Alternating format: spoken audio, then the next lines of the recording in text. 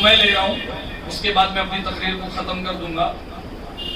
ایک بچے نے سوال کیا مجھ سے اور ایک دو لوگوں نے تو پہلے بھی کہا مجھ سے, بولے حضرت ایک بات سمجھ میں نہیں آتی ہے کہ رمضان میں 30 دن آپ افطاری کا انتظام کرتے ہو اور ایسے بھی کئی نیازیں کرتے ہو,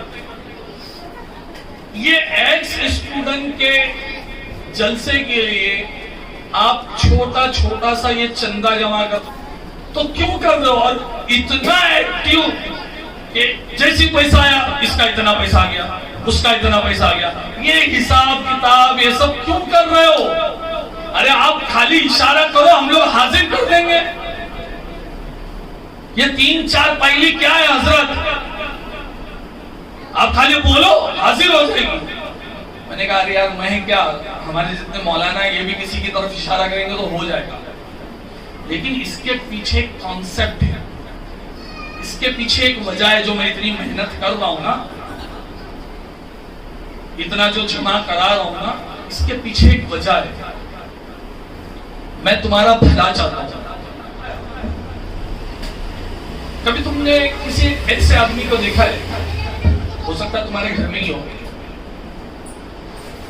اس کو بولتے ہیں چکٹ, جس کی جیب سے 1 روپیہ بھی نہیں نکلتا ہے, اس کو بولتے ہیں چمڑی جائے مگر دمڑی نہ جائے. ایسا کسی کو دیکھے ہو؟ یہ اپنے آس پاس میں مل جائیں گے تمہارے. میں چاہتا ہوں کہ تم ایسا نہ مت بنو. میں جانتا ہوں کہ یہاں پہ جتنے لوگ موجود ہیں کوئی ویل سیٹل نہیں ہے, کوئی بھی ویل سیٹل نہیں ہے.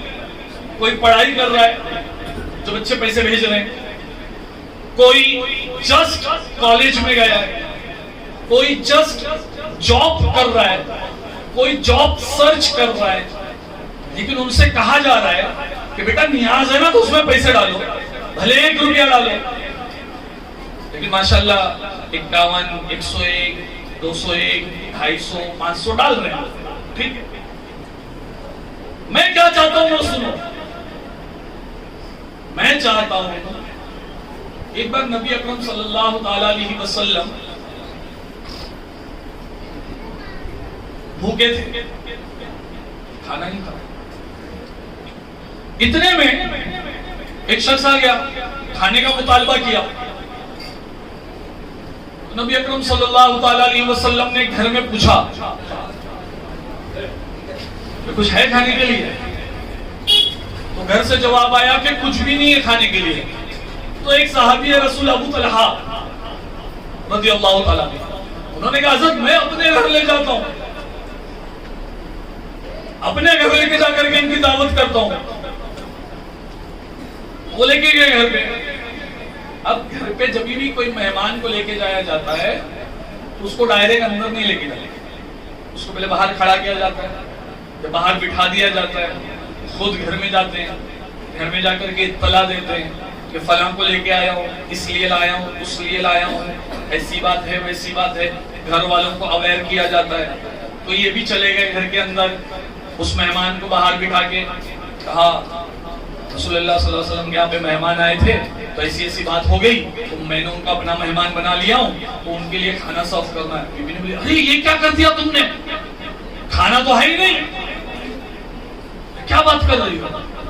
بولے بس اتنا کھانا ہے کہ بچے ہی کھا سکتے ہیں, ہم کو تو بھوکا رہنا پڑے گا. اچھا اب کیا کریں گے؟ اچھا ایک کام کرو, میں اس کو باتوں میں لگاتا ہوں, کدھر سے آئے ہو, کیا ہے کیا نہیں, تم بچوں کو ایسے ہی سلا دو, تم بچوں کو ایسے ہی سلا دو.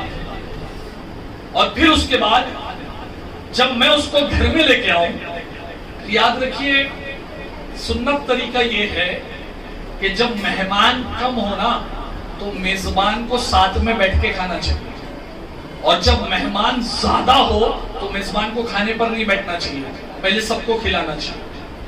تو بولے جب میں ان کو لے کر کے گھر میں آؤں گا تو تم کیا کرنا, میں بولوں گا کہ بیگم روشنی کا میں ذرا بتی صحیح کر دو, تو تم اس کو بجھا دینا, اور میری پلیٹ میں کھانا مت ڈالنا, اس کی پلیٹ میں کھانا. بولے ٹھیک ہے, ڈائننگ ہو گئی. اب یہ باہر بیٹھ کے دنیا کی باتیں کر رہے، ایسا نہ ویسا، موسم ایسا ہے ویسا ہے، جو بھی ہے کہ بچے سو جائیں۔ جب بچے سو گئے تو بی بی نے آواز دی، اجی سنتے ہو، مہمان کو لے کر کے آ جاؤ۔ ابھی آ گئے، اب جب گھر میں آ گئے کہا، بی بی سے کہتے ہیں کہ بیگم جلدی کھانا نکالو، بھوک بہت لگی ہے۔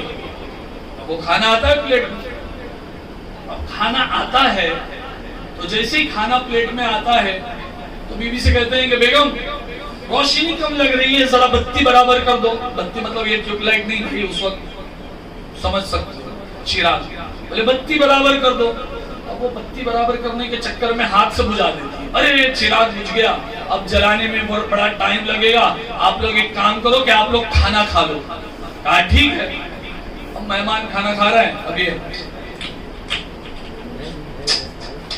چبا رہے ہیں، مہمان بھی آواز سن رہا ہے، بولے ماشاءاللہ کھانا بہت اچھا بنا ہے۔ یہ بھی بول رہے ہیں ہاں آج میری بیگم نے کھانا بہت اچھا بنایا۔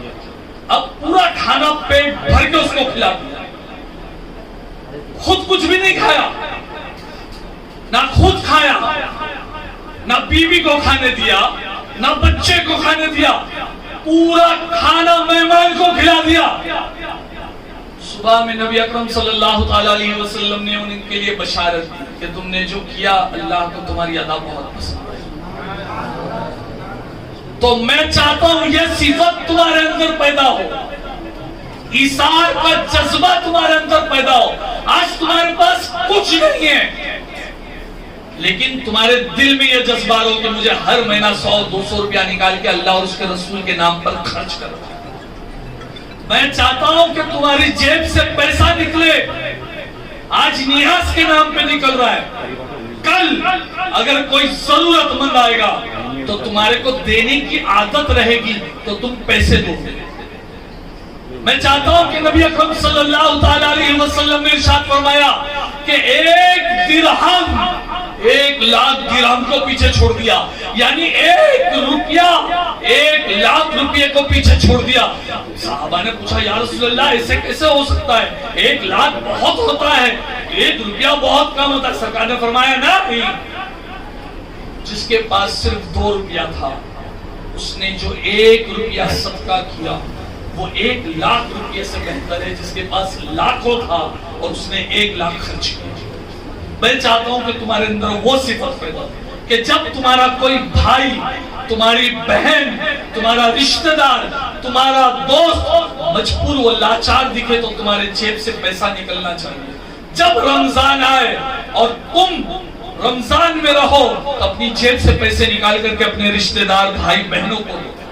جب کوئی ہاسپٹل میں ایڈمٹ ہو تب تم اپنی جیب سے پیسے نکال کر کے دو تاکہ تمہاری عادت بنی رہے۔ جب تم دیکھو کہ اسکول کا کوئی بچہ ہے جس کی فیس نہیں بھری گئی ہے تو تم پیسے نکال کے دو۔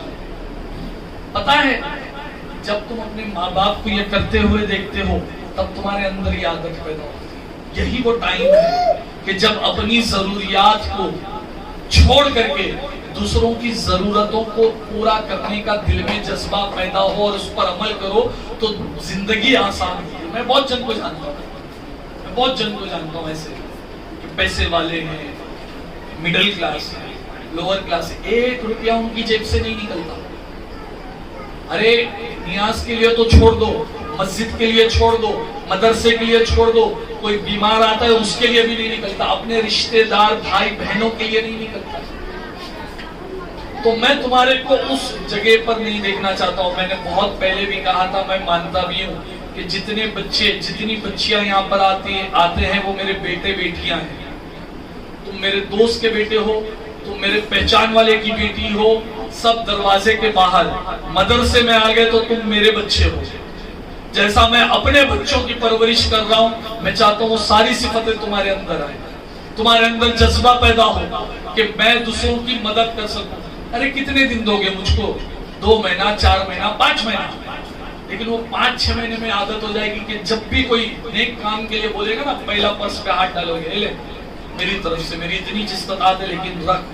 تو یہ جذبہ میں پیدا کرنا چاہتا ہوں، ورنہ یہ 4 پائلی 6 پائلی کوئی بڑی بات نہیں، سب حضرت لوگ بیٹھے، بلکہ ہم لوگ خود بھی کتنی نیازیں کرا دیتے ہیں، آپ لوگوں کو شاید پتا بھی نہیں۔ آپ نے ایسا گروپ نہیں دیکھا ہوگا مولاناؤں کا کہ جو خود اپنی جیب کے پیسے سے بھی کرتا ہے، یہ بچے جانتے ہیں۔ تو بس میں یہ چاہتا ہوں کہ یہ جذبہ تمہارے اندر پیدا ہو کہ جو مال تم نے کمایا ہے یہ تمہاری محنت کا نہیں ہے، بلکہ یہ اللہ کی عطا کا ہے، اللہ کا دیا ہوا مال، اللہ کی راہ میں خرچ کرنے کا جذبہ پیدا ہو جائے۔ بس میں اپنی بات کو یہیں پہ ختم کرتا ہوں۔ اللہ تبارک و تعالیٰ کی بارگاہ میں دعا ہے کہ یا الہ العالمین ہمارے تمام گناہ صغیرہ و کبیرہ کو معاف فرما، ہمیں نیک عمل کرنے کی توفیق عطا فرما، ہمیں خود